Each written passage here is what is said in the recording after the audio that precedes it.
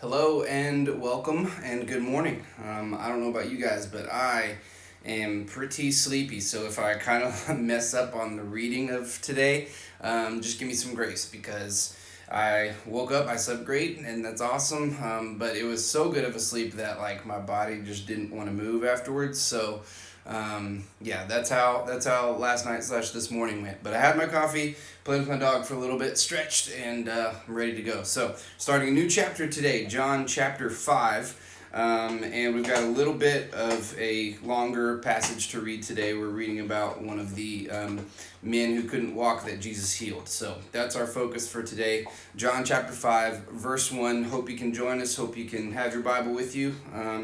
And hope we can get something out of today. So here we go. John chapter 5, verse 1. Sometime later, Jesus went up to Jerusalem for a feast of the Jews. Now there is in Jerusalem near the sheep gate a pool, which in Aramaic is called Bethesda, and which is surrounded by five covered colonnades. Here a great number of disabled people used to lie, the blind, the lame, and the paralyzed. One who was there had been an invalid for 38 years. When Jesus saw him lying there and learned that he had been in this condition for a long time, he asked him, "Do you want to get well?"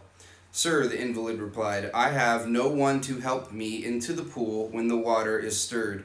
While I am trying to get in, someone else goes down ahead of me." Then Jesus said to him, "Get up, pick up your mat, and walk." At once the man was cured. He picked up his mat and walked. The day on which this took place was a Sabbath, and so the Jews said to the man who had been healed, "It is the Sabbath. The law forbids you to carry your mat." Okay. But he replied, "The man who made me well said to me, 'Pick up your mat and walk.'" So they asked him, "Who is this fellow who told you to pick it up and walk?" The man who was healed had no idea who it was. Catch this, for Jesus had slipped away into the crowd that was there. Later, Jesus found him at the temple and said to him, "See, you are well again. Stop sinning, or something worse may happen to you." The man went away and told the Jews that it was Jesus who had made him well. Now, that's not actually the end of that story, but it's the first half. So we're going to kind of take a break there because I want you to see something, just a little something this morning that if you read too fast or you don't focus, sometimes we read over. But what I want you to see is the first thing that Jesus asked him. The first thing that Jesus asked him. He saw that he was in need. He saw that he had been not well for a really long time. And Jesus immediately, firsthand, asked him, "Do you want to get well? Do you want to get well?" See, the thing he had to do, the thing he had to be, the thing he had to have was a desire. Jesus wanted to poke and prod and see what he wanted and see what his desire was. You see, Jesus can heal anybody. He heals a whole lot of people in a whole lot of different ways, and he, like this passage says, makes them well. But oftentimes, Jesus wants to know if that's what they want.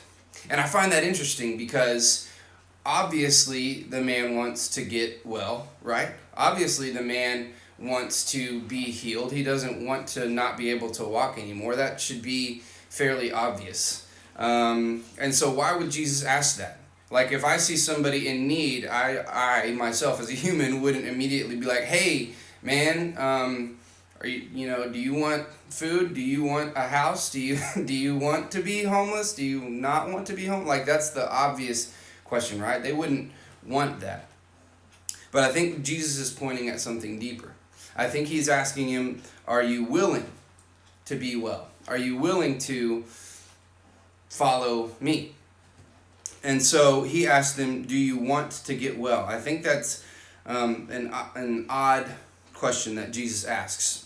But then you'll notice his response. You see, he doesn't answer the question yes or no. He starts to blame his condition. He starts to blame other people. He starts to blame his helplessness.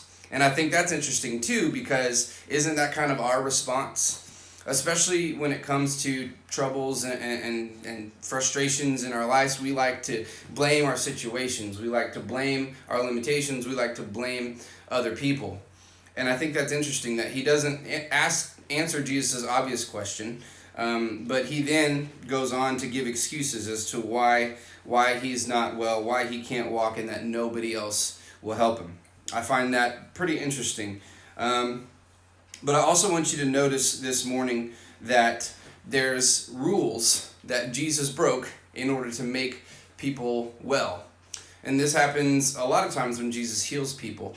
He goes outside of what you're supposed to do to make somebody's life better. And maybe that's what you need to know today. Maybe you need to know that Jesus isn't restricted to the normal way of doing things. Maybe you need to know that Jesus isn't restricted to our rules and our culture. Maybe you need to know that Jesus can come in at any time he wants in your life and change it.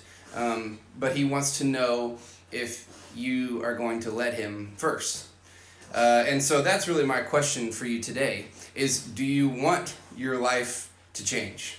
Do you want your life to change? And that seems like an obvious question, just like Jesus' question to him seemed obvious, but you know that sounds so almost kind of dumb if we're human and honest about it. Jesus, obviously this guy wants to be better, but he still asks him. And so that's the question I think Jesus has for us today is, do you want to be well? Do you want to change? Do you want to be made new? Yeah, I think there's a lot of people in life that right now think life is good. And maybe that's why they are turned off from Jesus. Maybe that's why they don't really interact with religion or with God. Because they think, I've got this, my life's pretty good.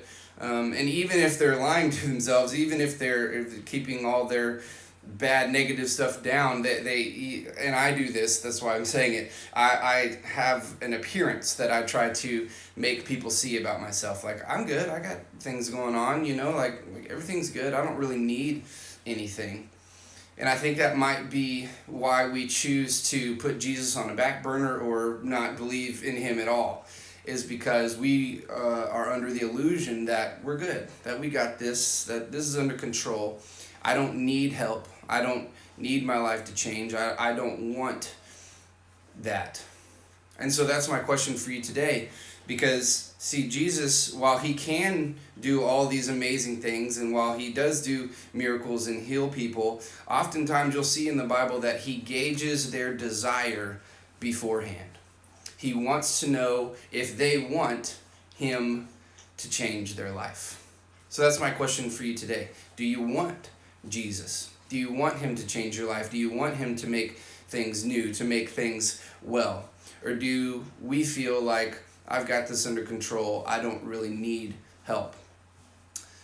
Maybe that's where we are today. And I hope that we can do what this man does and finally say, okay, I'll do what you say. I'll pick up my mat and walk, because the things that Jesus does, the things that Jesus says, the things that Jesus gives us are so much better than what we are making work right now.